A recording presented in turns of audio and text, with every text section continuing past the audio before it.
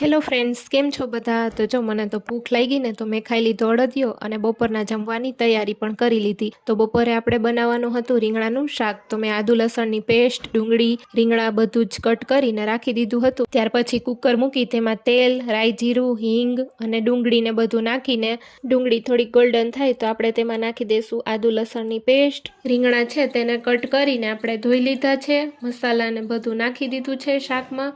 અને હવે જે રીંગણા છે તે નાખી દેશું. પછી જરૂર પ્રમાણે પાણી નાખીને કુકરને કરી દેશું આપણે બંધ. અને અહીંયા શિયાળો હોય તો શેકેલા મરચાં ખાવાની મજા આવે, તો મેં મરચાં પણ શેકી લીધા. અને મારા અને પરાગ માટે હું બનાવતી હતી ચિપ્સનું શાક, કેમ કે અમને બેયને રીંગણા ન ભાવે. તો જો અહીંયા રોટલી બની ગઈ હતી તો એ પણ મૂકી દીધી ઠંડી ન થઈ જાય. અને પછી ચિપ્સ છે બનાવી લીધી ને આ જો સાહેબ આવી ગયા હતા. પછી જો આપણું રીંગણાનું શાક બની ગયું. તેમાં હોમમેડ મસાલો છે તે નાખી પછી એક કડાઈમાં તેલ ગરમ કરવા મૂકી દીધું. અને ગરમ થઈ ગયું એટલે જે આપણે બટેટાની ચિપ્સ કરી હતી તે નાખીને તેને સરસ મજાની આપણે ફ્રાય કરી લીધી. અને છે ને આ બટેટાની ચિપ્સનું શાક મને ને પરાગને તો બહુ ભાવે હો. તો અમે કોઈ પણ શાક ન ભાવતું હોય એવું બનાવ્યું હોય તો અમારા બે માટે હું આ બટેટાની ચિપ્સનું શાક જ બનાવું. તો જો અહીંયા મમ્મી પણ જમવા બેસી ગયા છે. રીંગણાનું શાક, બાજરાના રોટલા, શેકેલા મરચાં, પાપડ અને જે ગુંદર પાક બનાવ્યો હતો એ. તો મમ્મી જો બધાને જમવા બોલાવે છે.